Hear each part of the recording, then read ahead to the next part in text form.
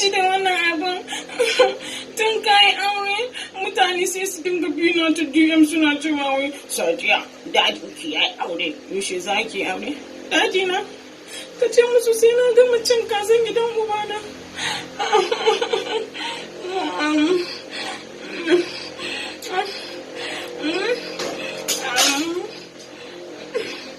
Daji na ka hana su gaya mun maganan auren nan.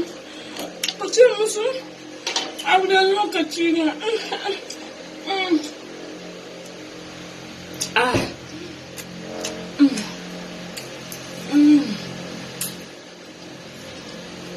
Sai na gama cin abincin gidan ubana.